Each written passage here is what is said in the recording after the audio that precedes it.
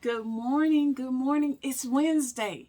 And here we are right here in this seat talking about fighting type 2 diabetes with me, Debbie Allen-Denson. Thank you so much for showing up. Big hearts, big lights, everything to you. I appreciate you. And so here we are. Expectations is the subject today.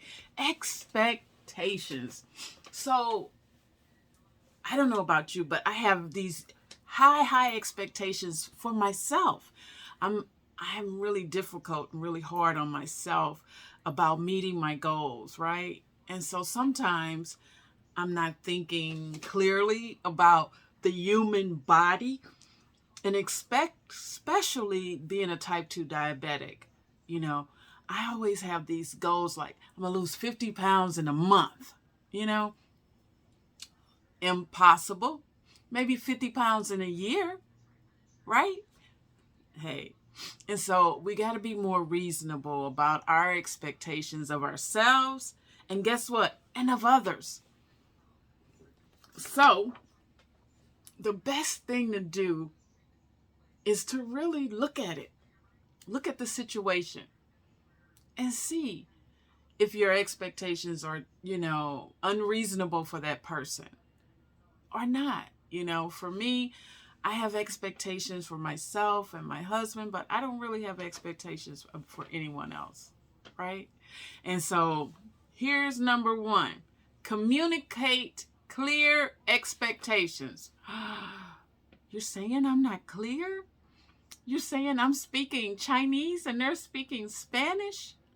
Could be, right? It could be. Because let me tell you this.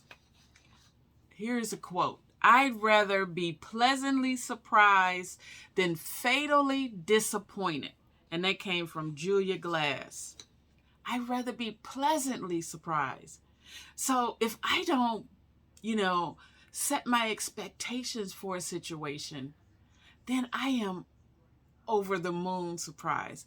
I'll tell you something that was like that was Hamilton. I didn't know what to expect. I really didn't know what to expect. And when I got there, I was in awe. I was so pleasantly surprised. I couldn't even move when it came for intermission. I didn't want to go anywhere. I wanted to just sit there and soak in the magnificence of that play. Beautiful. Magnifique. Okay. Number two, provide a why to the expectations you're setting. As an adult, you want to communicate clearly, but you have to set the why in place. So if you're asking me to do something, or you're asking something from me, and vice versa, why? And why do I have to do it? Right? Okay. All right. Number three, hold people accountable. Now, this is the tough one because today I want to, really honor my niece, Mrs. Washington, with this. So when you say hold people accountable, just as it is important to clearly communicate our expectations, it is equally important to hold people accountable to meet those expectations.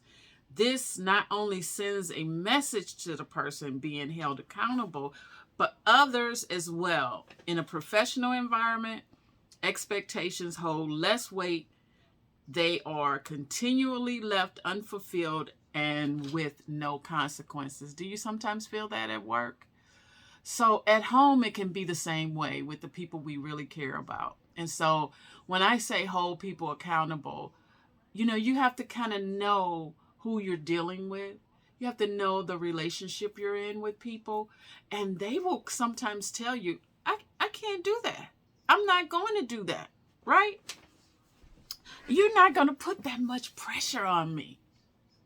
That's a lot of pressure, right? That I got to live up to your expectations, your standards of living, right? It's very difficult, okay? Number five, No, number 3, provide people with the right tools. So if I ask something of someone, which is very rare, but I got to provide them with the right tools. And I got to say thank you and please, right? Very important. Set expectations in collaboration. So as if we're a team working on it. You know, me and my husband do that a lot.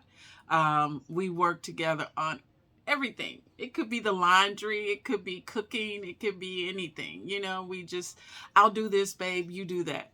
You know, that's how we do it, and we tackle it and get it done, right? I always say I'm his sous chef. I'm his sous chef, you know. Okay, next one. Establish measurable outcomes and associated time frames. So sometimes we are very, very vague when we say we need something done, or can you help me with something? You know, you want to be able to trust people, especially those people that you love and care about. And so you ask them to do something, but you got to set a time frame. Like, can you do this by this date?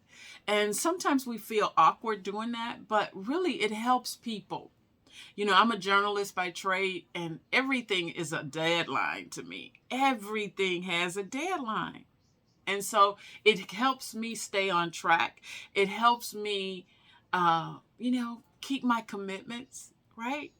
And it helps me either solidify the expectation that the person has in me or not. Ugh. I'm going to read you a few more quotes, okay? If you expect nothing from somebody, you are never disappointed. Now, in the work environment, in your professional life, that's a difference. That's a different kind of animal there. Okay, because your boss has expectations of you. But even at home, your kids, your spouse, they have expectations of you, right? And we want to be known as people of our word. We have expectations of ourselves, especially as type 2 diabetics. You know, what am I capable of? What can I commit to and be successful at completing and achieving, right? It's a lot. It's a lot. Okay. Next quote. Blessed is he who expects nothing, for he shall never be disappointed. That's a hard one. Alexander Pope. That's a hard one. You know, sometimes we don't realize we expect things from people. We don't realize that we're asking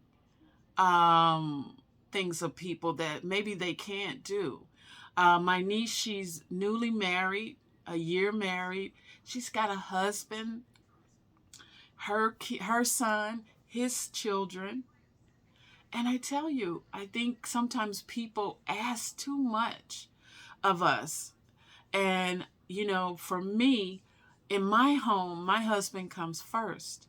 And, you know, whatever plans we have, they come first. And so I'm sorry if people don't get that. But I think that because she's young, I think people expect a lot of her, and they should not.